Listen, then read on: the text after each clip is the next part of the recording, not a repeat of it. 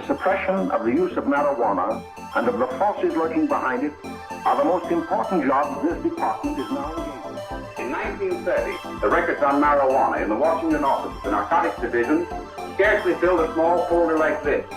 Today, they fill cabinets. Welcome, ladies and gentlemen, Coloradians and everyone that's smart enough to listen from the outside. One of the most amazing plants we've ever discovered. The pot party, the trippers, the grasshoppers, the hip ones, all gathered in secrecy and flying high as a kite. I got weed pots! Welcome back, ladies and gentlemen, to another week of Stoned Appetit. With your host, as always, it's me, Kip. And we're coming to y'all on location today. And I've got Eve's on the ones and twos. How are you, Eve? I'm great. How are you? I'm doing really well. We have a kick-ass guest joining us. For those that probably know, Chris is in Africa. He's running around with fucking lions and zebras and bears, oh my. I don't think bears actually live over there. But nonetheless, we've got a doozy of an episode. Eve's going to be in the 2 seat. And we're sitting down today with a friend of ours who works in the hospitality industry, I think is going to be the best way to describe it. We're sitting with Jacob Lemanski from AntLife Spaces. Jacob, how are you today, brother? Nice to meet you. I'm great. All right. Well, I'm glad to hear you're doing well. We've got a whole heap of questions for you. An ant mound, if you would. Sorry for that pun. We'll keep it, Stephen King-y here. But at the same time, before we dive into this episode, I want to give a quick shout out to our sponsors. They're sitting there right in front of us. It's the liquor of our choosing. We're getting ready for Father's Day. It's Breck Distilled Bourbon time. That's right. They have 20-plus award-winning bourbons available, brewed, distilled right here in Colorado.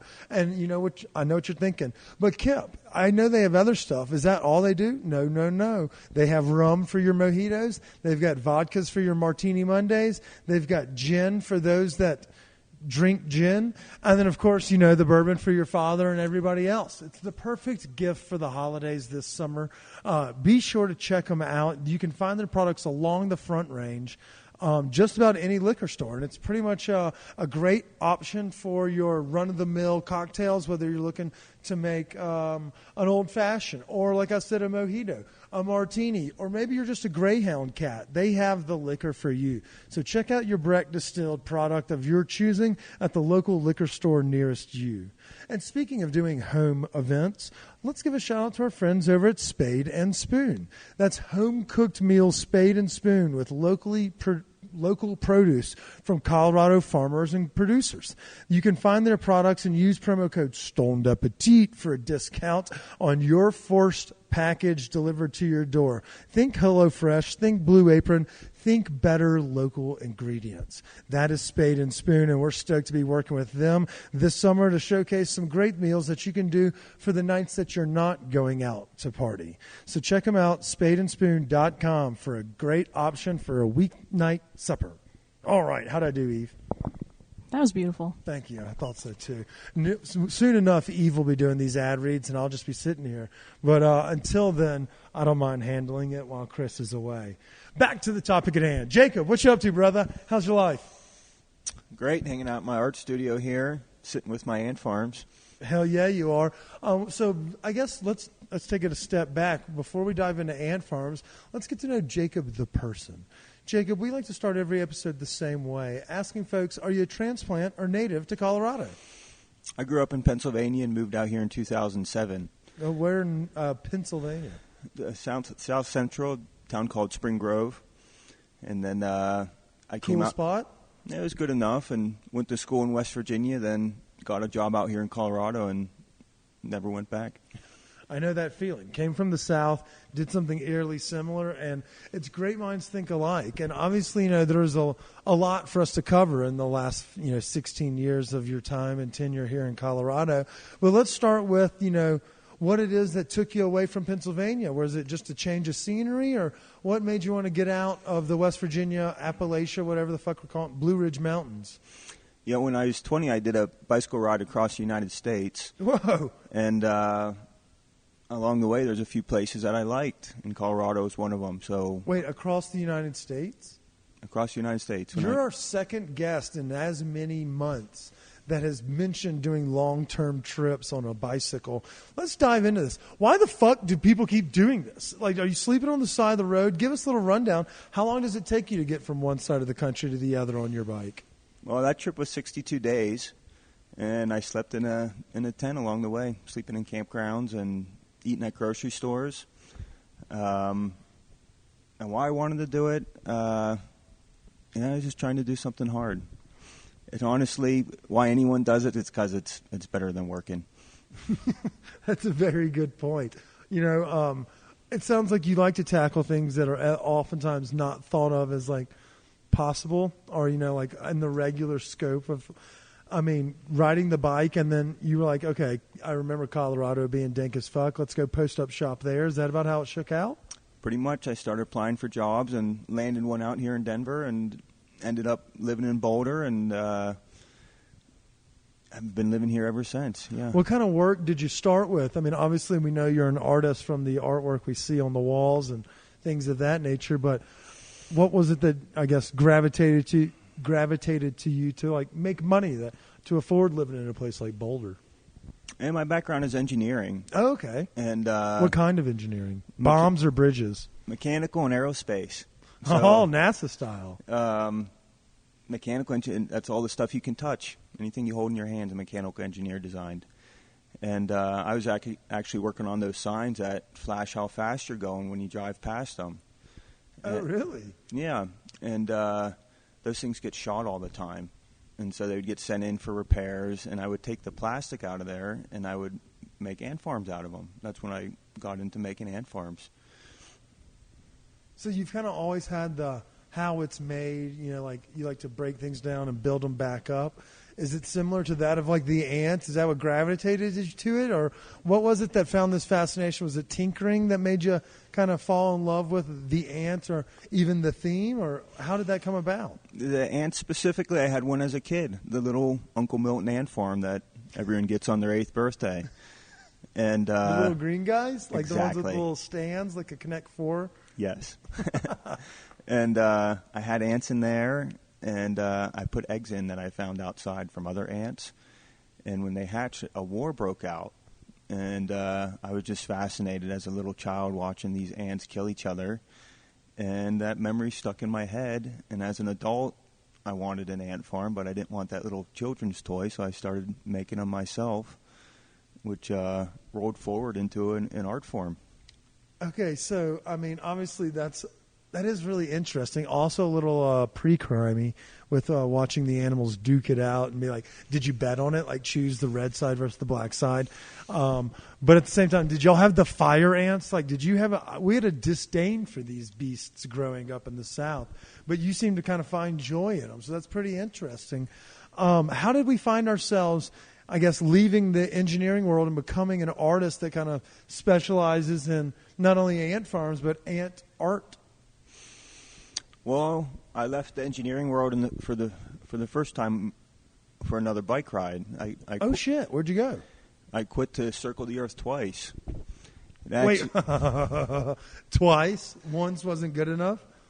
I actually left to go as far as I could. And so I thought, I'll bike around the world. It'll be so hard I quit before I get there, and then I'll know how far I could go.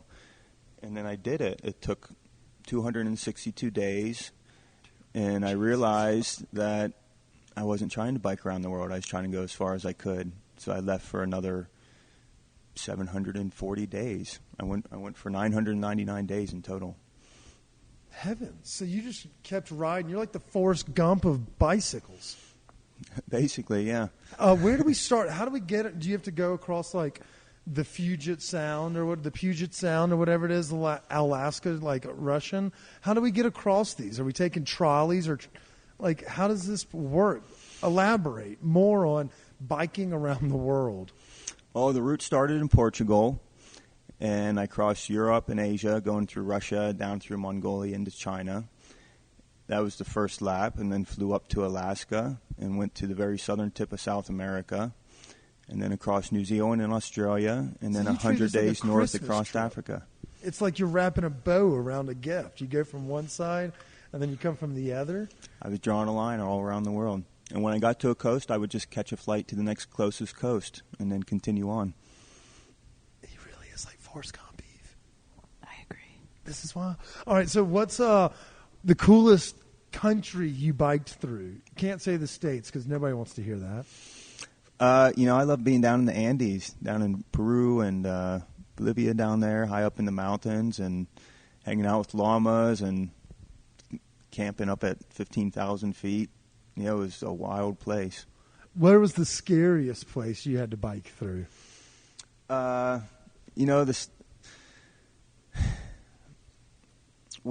I started, I didn't know what I was doing, and I got better the further I went. And so the challenging situations at the beginning were the hardest because I didn't know I could do them yet. And the one that stands out the most to me is getting stuck crossing the Gobi Desert in Mongolia. I was biking down into China. I got to the border, and it was closed to anyone but Mongolian and Chinese citizens. And I could have researched that, but I wasn't researching where I was going. I was just going. And when I got to the border, they turned me away and said I had to go another 400 miles across the desert to the next border crossing. And I didn't have the water or the map or anything to do it, but I just headed out into the desert and found my way and was scared the whole time. Goodness gracious. And obviously, we're talking about years, maybe not when there obviously was conflict around the world, but you weren't having to face with, I guess, the geopolitical situations that we are today. That sounds fucking miserable. 400 miles in the desert. This is like it reminds you of like those people like panting with like mirages in the distance and like it's never ending. Did it feel like something like that, or was it like an actual concern of dehydration? What made it so scary for you? Yeah, the last D, all the above. The last town that I left before heading off into the unknown there, I left with 50 pounds of water to hopefully it would get me 3 days, and that would get me to the next town. And while I was out there, I would find wells and refill my water, and I ran into herds of camels, and at night I would just lay on the earth and sleep out in the expanse under the stars. Man, I fucking love this. It really is. This is really, you have a very calming aura about you, even when talking about something that could be considered the most stressful time of your life. You're like, yeah, it was a little bit of an arduous process, but with the proper amount of THC, anything can be fun. So, like, what is it about traveling the world that tickles your pickle? Are we going to miss you again? Are you going to sneak out of Dodge? Or like, did you get your fix the first 2 laps around the earth? Traveling wasn't important to me. I wanted to ride my bike and sleep in beautiful places. And because I was doing that for so long, I ended up circling the earth. And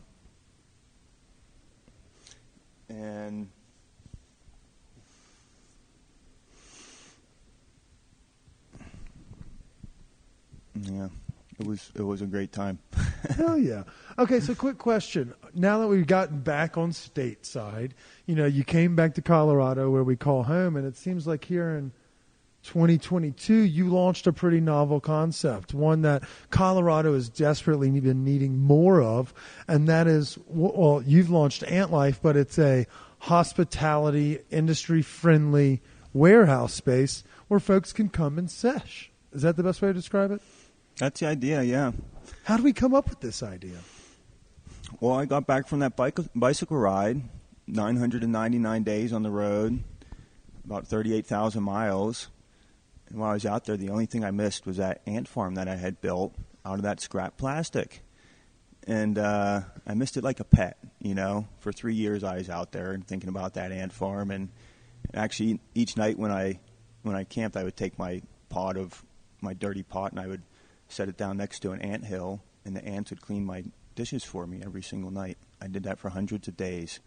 So I kept interacting with ants while I was out there. And then I got back, and I got my ant farm started again. And I was out looking at it one night, just feeling inspired after my bike ride to create something beautiful, but not knowing what it would be. And my roommate came out and gave me a hit of LSD. That checks out. The first time I ever took LSD. And printed on the blotter paper was an ant. It was an antacid.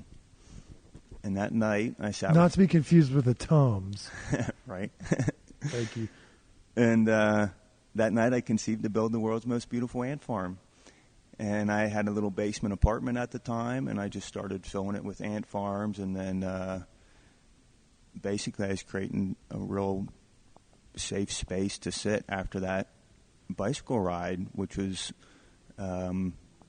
put me out in the world so much and in such a vulnerable way that when I got home, I just wanted to feel really safe.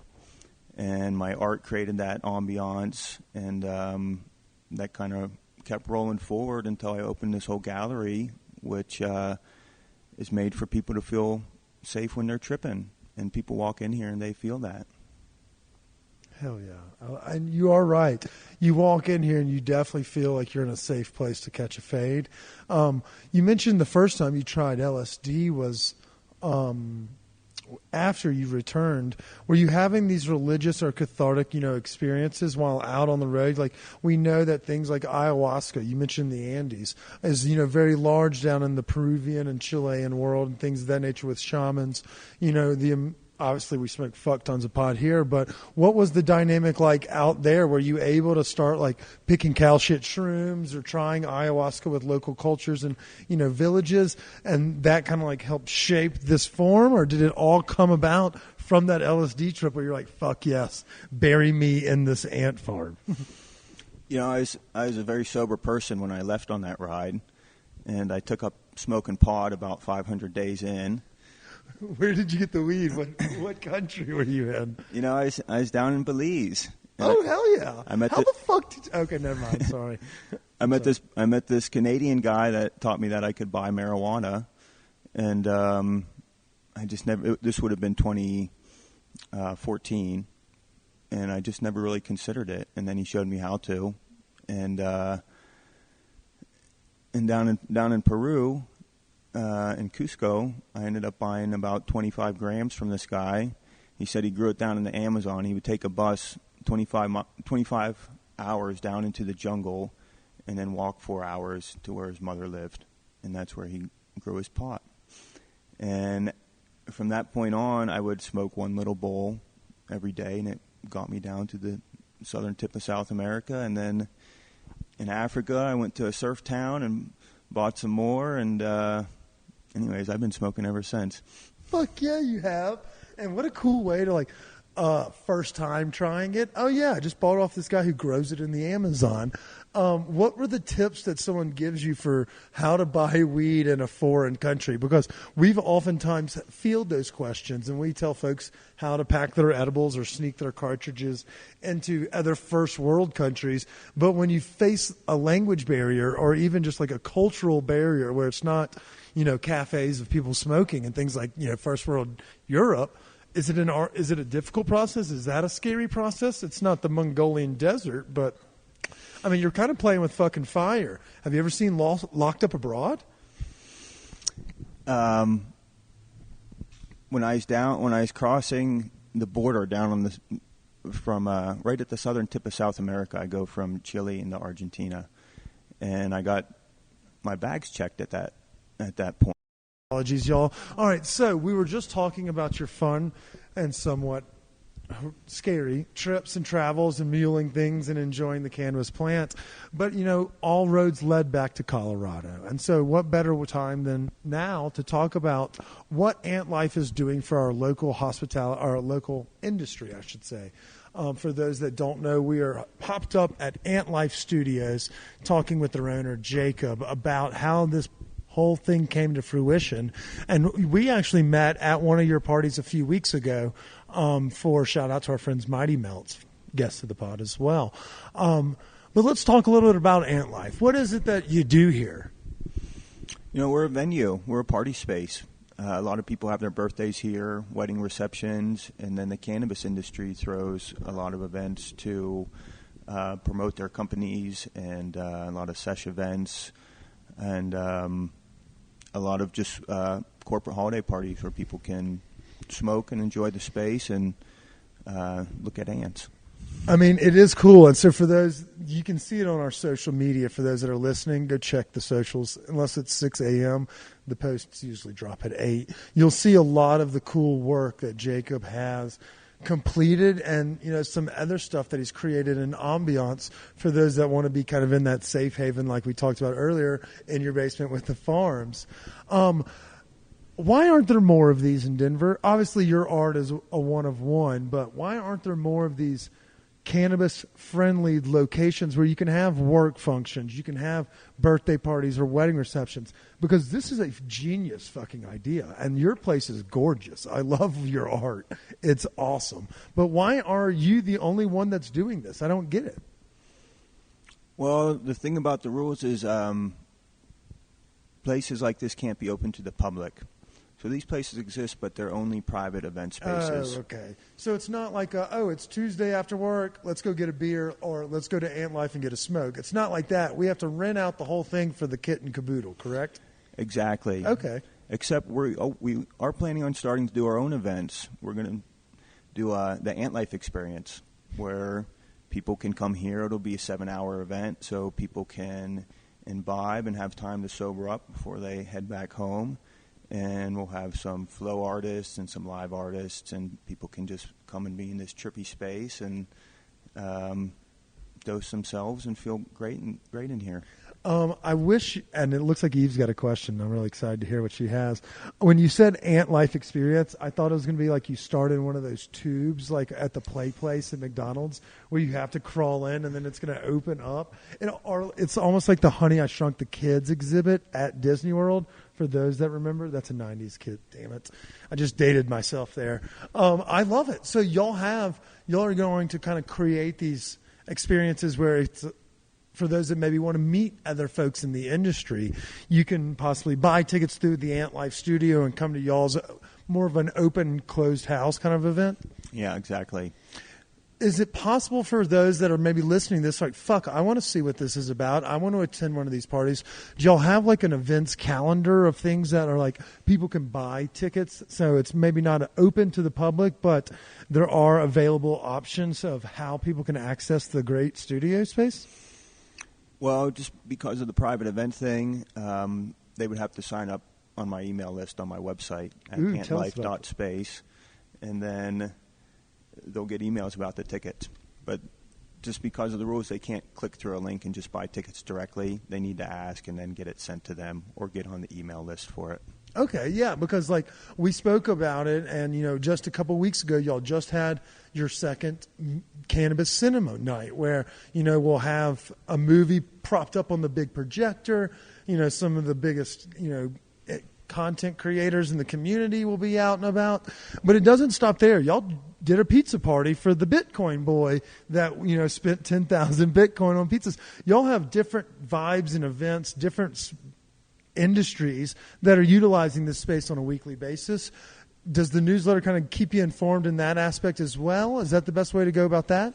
Yeah, any events that people are looking for more attendees, and we have a lot of cannabis events where companies are just giving out free product, trying to get their name out there, and they are looking for all sorts of attendees. So certainly get on our list, and we let you know whenever an event like that pops up, which is, it might be a couple times a month even. Yeah, and it's antlife.space, you said? Space is spelled out, yep. Okay, so y'all can check that out. Sign up for the newsletter. Just like we talk about on this podcast, social mediums is always a rented space that you're playing under somebody else's guise. The same reason we're always under community guideline violations. The newsletter is a piece of proprietary that we earn so that we can tailor messages specifically for our audience. I can tell you're going to want to be a member of Jacob's newsletter. He's putting you on dank-ass parties. He's got great insight into what's going on in the industry. But at the same time, he has his thumb on the pulse of a lot of fun fucking shit. So as we're listening to this, it's early June. You can find the whole calendar through that newsletter. When are we expecting the first AntLife experience type thing? Are we talking July, August, or maybe a little bit later, punting out till autumn? Yeah, I think we're looking at early August for our next experience. Hell yeah, that's what's up. So enough time to grow your mushrooms if you want to. So do you grow a bunch of your own? Like, are you still a procurer from those in the communities that you visit? People have been giving me grow kits, and they're so easy. I just got one going on my counter right now. At home, just like a little bit of sun, burp it, and then let it go? Well, the mushrooms don't need sun. They need darkness, oh, yeah, that's true. Sorry, I was thinking, basically. Yeah, I was thinking of anyways. Well, that makes it easy. You can just leave those puppies right there and let them do their damage. I like to see that. I like to see it. You've been a hell of a trooper with us today, Jacob. You're not out of the woods yet. In fact, you're right in the middle of the desert. You're still 3 days away from your end point. But we would be remiss if we didn't give a shout out to our friends at Ritual, Colorado. We're talking about great cannabis events and places where pop-ups happen. That's how we made our friends over at Ritual. Ritual, Colorado is the home of Denver's, I'd say, most boutique glass and rig shop. They have a location that's open right here in Edgewater off Sheridan Boulevard, but they've made their bones using their digital store so they can ship their products across the country. You can check them out at Ritual, RITUAL -co.com to see the whole selection. Or if you're following them on social media where they do great giveaways, they give you insight into new drops and products that just hit their shelf, follow them at Ritual, RITUAL _Colorado, and you'll be better off for it. Give us 1 second. We'll be right back with the action. Make sure you hold it close. Wait, so Eve, you had a really good question during our break. Run it back for us. Yeah, I was just wondering how long it takes to make one of these ant installations. I set up production, and I'll build 10 at a time, and it'll take me about 80 hours to do the whole run. It's a lot of woodworking and assembly, and I have to wire it with lights. Honestly, if I could sell 10 a month, I would teach someone else how to do it and set up production. They're a product, and I want them in people's homes all around the country. I want to sell thousands of them. They're not like a painting that I have one of and need to sell it for a lot. I want to get a lot of these out there into people's trip spaces. I love it. And we need to talk with him, Eve, about putting one in our studio. One thing I noticed is that some of these aren't actually ant farms, but they almost look like they're like, are there other pictures superimposed in some of these? What are some of these pieces of art, like on this wall over here? I feel like you told me one time they were like imaging from like large telescopes and things of that nature. Is that still the case, or do we mix and match what's coming on and off the walls? Yeah, the concept of the ant farms is there's lights that illuminate the background, which shine out through the tunnels. And as the lights change color, which causes the background to change color. And I took that concept. It took about 2 years. I realized not everyone wants ants in their house. So I took the ants out of the frame and started making cool backgrounds. And that led me to, I call them light spaces, and there's no ants, but the lights are in there, changing the colors, and the backgrounds. I don't create them. It's more like nature photography. I find them from Google Maps. I find photos of lichen. I'm looking for images in nature that have a lot of fractal patterns in there, and are also very colorful with red, green, and blue. A lot of nature photos are either green or blue if it's water, but to find something real colorful is the trick.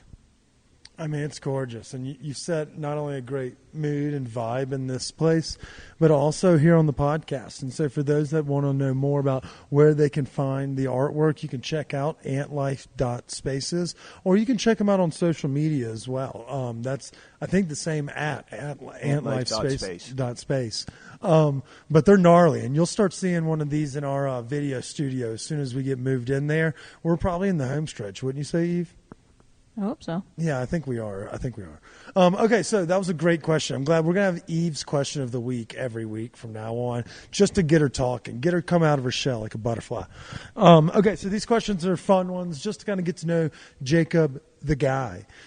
Jacob, let's say you spent all day, you were throwing a party for some very high-level stoners. You come home, you're Liddy McTitty. You're just wanting to grab some grub and hit that couch or the bed.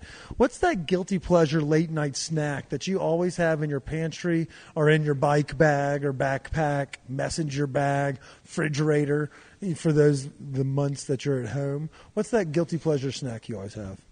I'm a Ben & Jerry's guy. Ooh, what's your flavor?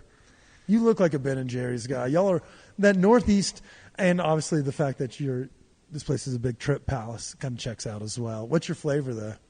I do half-baked. You know, when I was doing my bike ride around the world, I would always stop for ice cream whenever I found it.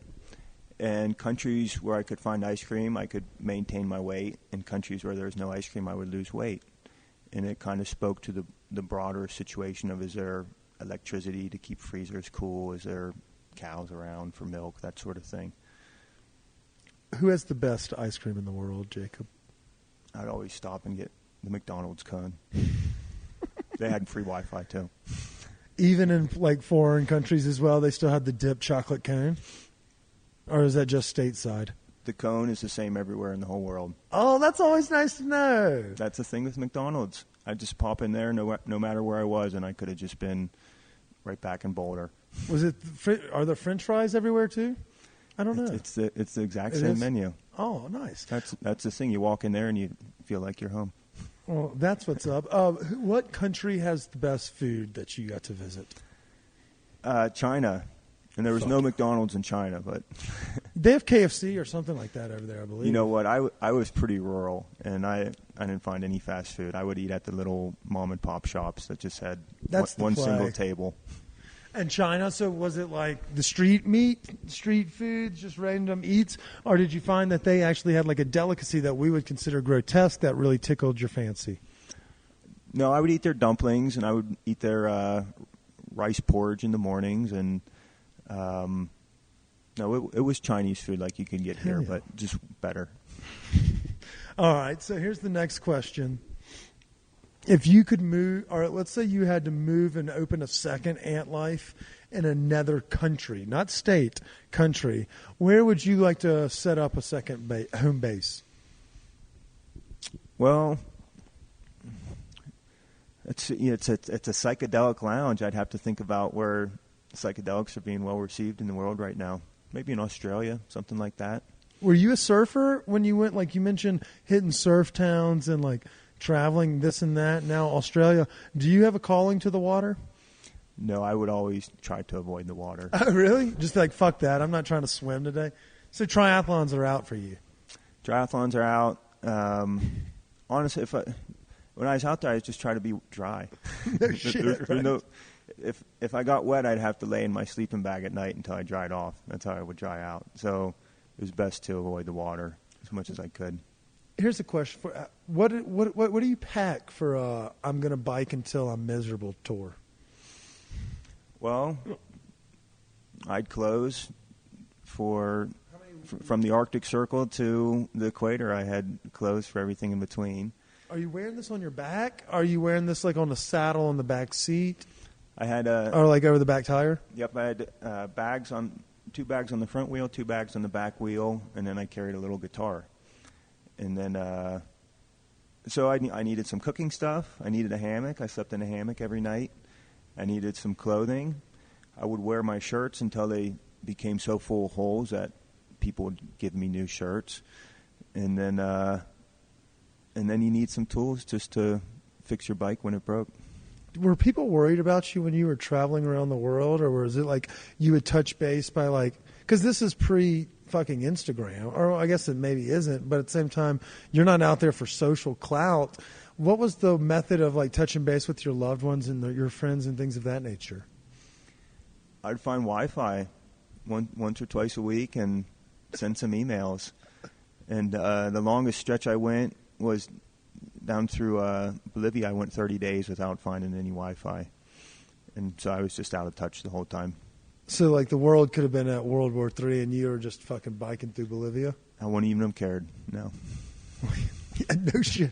You're in a very peaceful place. They're like, yeah, no one's going down there to bomb Bolivia. So you're saying, well, right now. But like, yeah, that's fucking wild. 30 days. Eve, what would you do if you had 30 days no Wi-Fi but had to survive? I'd be fine. Yeah, I think I'd like it. Yeah, that does sound like something you would enjoy. You're a reader, aren't you? Yes. We needed a reader on this podcast. We were looking for the exact opposite of me in our third chair because we don't need two fucking Keps. And that's why we have Eve. She loves to read. She would be fine without the internet for 30 days. What's your favorite sport, Eve? Like to watch? Yeah. I mean, I like watching gymnastics. I don't even know if are you being serious? Yeah. I mean, I do as well at once every 4 years. Shout out to Simone Biles. And Livy Smith, or whatever her name is, from LSU. But at the same time, do you frequent watching gymnastics? Like you find it on the Big Ten Network? No, it's more like the Olympics, or if they have like state championships, if I find it, but I don't like actively know when it's happening and stuff, but I enjoy watching it. Okay, like if you stumble across it on the guide, you're like, oh, I'll probably end up getting sucked in. Yeah. You're fucking interesting. I love you, Eve. That's awesome. Okay, Jacob, so you're almost out of the woods, but you're not there yet. We do appreciate you being a trooper and goofing off with us. If you could only have one drug for the rest of your life, which would you choose? Antacid. Antacid. I love it. I love it. Are you on acid right now, Jacob? No, right now. Okay. That would have helped this next question. If you had to have sex with any cartoon character in history, who would you choose and why? And you can't say Jessica Rabbit. I guess Minnie Mouse. She's the most famous. There you go. Clout chaser. Yeah. Look, there you go. She called you out. You're looking for that tag right there. I like it. But at the same time, that's like trophy, like wife stuff where you're a sugar baby in that instance. You just stay home, you make some good food, some quality art, you make sure Minnie's happy, and you'll never have to work a day in your life. That's a good call. I like it. This last question is the last question of the week. It's presented by Ritual. Like we mentioned earlier, we're talking crunchy vibes. If you need a new vape, a new bong, maybe a dab rig, maybe you need an atomizer that doesn't require flame for your smoking apparatus, Ritual's got you. RITUAL-CO.com. It's called The Last Supper, Jacob. You get to have 3 people join you, dead or alive, but they cannot be friends or family. I have a sneaking suspicion, Eve, he's going to have some of the most enlightening guests in history. Who are the 3 people you would have joining you, and what would you want to do for the last night on Earth? My last night on Earth, I suppose I'd go for a bike ride. And who would join me for dinner? Einstein. I'd like to pick his brain about the universe. Shakespeare. I'd be curious if I could understand him speaking any better than I could understand his writing. That old English threw a fucking wrench in 7th grade dyslexic Kip's brain. It was a real. When I acted it out, I was fine, but reading the script was a tough bear. So I'm with you on that one. Right. Fucking Shakespeare. And James Cook, the explorer that circled the Earth on a sailing boat. And he's my favorite explorer, even though he was terrible to the Hawaiians, who eventually killed him. But the Cook Islands guy? Yeah. I watched that season of Survivor. That's a good one. It was. Boston Rob won it. How many explorers do you know by name? Outside of the basics, like your Christopher Columbuses, that Spanish guy that took over Florida, stuff like that. How many would you be? Do you have baseball cards of them? It's not something I study. So It wasn't? Okay. I'll just I'll place myself among their names, but I don't know who they are. Well, I have a sneaking suspicion you would be much better received, no matter if you're on an island or on foreign territory of any capacity. I want to thank you for letting us, into your territory, into your home this afternoon to goof off with us. Before I leave, will you remind everybody again how they can find out more about AntLife if somebody wanted to procure a piece of the unbelievable artwork you have in your studio, or maybe they just want to know more about the calendar, how they could get a hold of you or how they could sign up for the newsletter? Yeah, check out my website, antlife.space. And I have time lapses of my ant farms on there. You can watch how much they dig in a month. My other art's on there. You can sign up for my newsletter on there, and we'll send you invites to all of our events. Hell yeah, hell yeah. Eve, did we miss anything today? I don't think so. Dinosaur question? Should we do the dinosaur? Let's do it. Jacob, you seem like the prime candidate for the dinosaur question. We haven't asked this in a couple months. We just kind of cycle through questions to get to know folks. But if you were a dinosaur, which dinosaur do you think you would have been? The pterodactyl. I'd go glide around. I could see that being the case. I could definitely see that.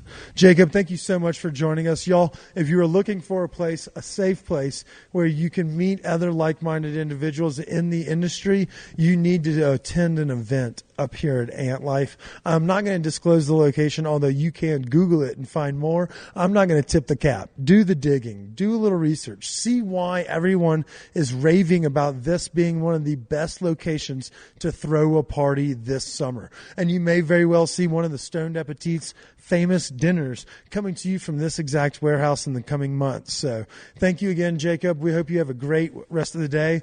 And for our listeners, stay high, stay happy. Cheers.